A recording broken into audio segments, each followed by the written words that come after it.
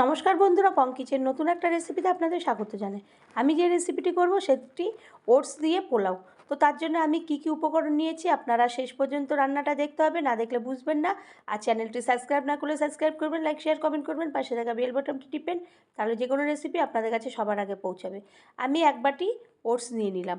ওটসটাকে একটা সাইড রাখলাম। এইদিকে কড়াই আগে থেকে বসিয়ে দিয়েছি। কড়াইয়ের মধ্যে তেল গরম করতে দিয়েছিলাম, সাদা তেল। তার মধ্যে আমি ছোটো এক বাটি কাঁচা বাদাম দিয়ে দিলাম। কাঁচা বাদামগুলোকে আমি ভেজে নেব। তো বন্ধুরা, এই রেসিপিটা আমরা ওটস দিয়ে বা সবজি শীতকালীন দিয়ে আমরা অনেক কিছুই করে থাকি, কিন্তু একদিন হলে এরকম একটা ওটসের পোলাও করে নেবেন, দেখবেন খেতে খুবই ভালো লাগবে। আর যে কোনো সময় যে কোনো দিনেই আপনারা এগুলো খেতে পারবেন। নিরামিষের দিনে তো কথাই নেই। এরপরে ওই তেলের মধ্যে 1 চামচি দিয়ে দিলাম আমি ঘি।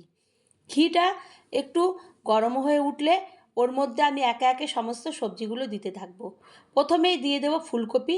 যেই সবজিগুলো শক্ত, একটু সময় লাগে একদম নরম হওয়ার জন্যে, সেইগুলোকে আগে দেব। প্রথমেই তার জন্য আমি ফুলকপি দিয়ে দিলাম। ফুলকপিটা আমি ভেজে নেব। ঘি আর তেলের সঙ্গে ভালো করে ভেজে একটু লালচে লালচে হয়ে গেলে আমি ওর মধ্যে দিয়ে দেব বিনস কুচোনো। বিনসটাও একটু শক্ত হয়, সেই কারণে বিনসটাকে দিয়ে দিলাম। বিনসটা ফুলকপির সঙ্গে ভালো করে নেড়ে নিলাম। ওটা একটু নাড়াচাড়া হয়ে গেলে দিয়ে দেব কুচোনো গাজর। যেহেতু শীতকালের দিন, এখন সব রকমের সবজি পাওয়া যায়। এইটা খেলে আপনি উপোস কপাসের দিনে কি আগের দিন সংযম করলেও এইটা খেয়ে আপনি সংযম করতে পারবেন। লুচি পরোটা না খেয়েও এটা খেতে পারবেন। তো তারপরে দিয়ে দিলাম ক্যাপসিকাম কুচি। কিংবা অফিসে গেলে বা বাচ্চারা স্কুলে গেলে আপনি তাড়াতাড়ি করে এই টিফিনটা কিছু না দিতে পারেন, লুচি পরোটা এইটা করে দিতে পারবেন। এরপর ওগুলো ভাজা হয়ে গেলে ওই তেলের মধ্যে 2টো শুকনো লঙ্কা, 2টো তেজপাতা, এলাচ, দারচিনি, লবঙ্গ এগুলো দিয়ে দেব ভাজার জন্য। প্রথমে দিলে পুড়ে যেত, সেই কারণে আমি এখন দিয়ে দিলাম। ভাজা সবজিটা হয়ে গেছে, তাহলে এইগুলো একদম পুড়বে না। এরপরে দিয়ে দিলাম কড়াইশুঁটি। কড়াইশুঁটিটা দিয়ে আবারও খুন্তি দিয়ে ভালো করে নেড়ে নেব। কড়াইশুঁটিটা তো একদম ফাটে চট করে। তারপরে ওর মধ্যে দিয়ে দেব কুচোনো কাঁচা লঙ্কা আর টমেটো কুচোনো। এইগুলো দিয়ে আবারও একটু আমি নাড়াচাড়া করে নেব এই সবজিগুলোর সঙ্গে। এগুলো লাস্টে দিলাম, যেহেতু এগুলো নরম সবজি তাই। এরপরে আমি ওর মধ্যে দিয়ে দিলাম কাজু আর কিশমিশ।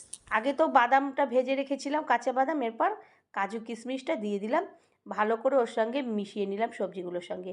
এরপরে আমি এর মধ্যে দিয়ে দেব লবণ আর চিনি। এখানে আর কোনো হলুদ, লঙ্কা, জিরে কিচ্ছু ব্যবহার হবে না। ওগুলো দেওয়ার পরে আমি দিয়ে দিলাম বাদামগুলো। বাদামগুলো দেওয়ার পরে দিয়ে দিলাম ওটসটা সাইড করে রেখেছিলাম। এরপরে দিয়ে ওই সবজির সঙ্গে বাদাম, কাজু, কিশমিশের সঙ্গে ওটসটাকে ভালো করে মিশিয়ে নিলাম। আর হাতে একটু জল নিয়ে ছিটিয়ে দিলাম। বেশি জল দিলে ওটা কাদা কাদা হয়ে যাবে। এটা একদম ঝরঝরা মতো করবো বলে হাতে ছিটানো একটু জল দিয়ে, আর ওটসটা চট করে নরম হয়ে যায়। তারপর আমি ভালো করে নাড়তে থাকবো। তো বন্ধুরা, খুব অল্প সময় অল্প উপকরণ এইরকম একটা টিফিন যদি আপনি বানান, যে কোনো সময় যে কোনো দিনে আপনি বাড়িতে কোনো লোক আসলে এটা দিতে পারবেন। উপোস কাপাসের দিনে আগের দিন সংযমের সময় খেতে পারবেন, কিংবা অনেকে উপোসে খায় তাও খেতে পারবেন। বাচ্চা বড় সকলদের স্কুলের টিফিনেও দিতে পারবেন, অফিসে দিয়ে দিতে পারবেন। আর যে কোনো দিন বাচ্চাদের বিকালের টিফিনেও এটা খাওয়াতে পারবেন। এমনই একটা জিনিস, খুব হেলদি খাবার এটা। তো এটা একদিন হলেও বানিয়ে খাবেন, দেখবেন খুবই ভালো লাগবে ওটসের পোলাওটা। আর না খেলে বুঝবেন না, আর বাড়ির সকলকে খেলে আপনার কাছে তারা বারবার করে এটা খাওয়ার জন্য বায়না করবে। তো ভালো লাগলে আবারও কোনো রেসিপিতে দেখা হবে। ধন্যবাদ।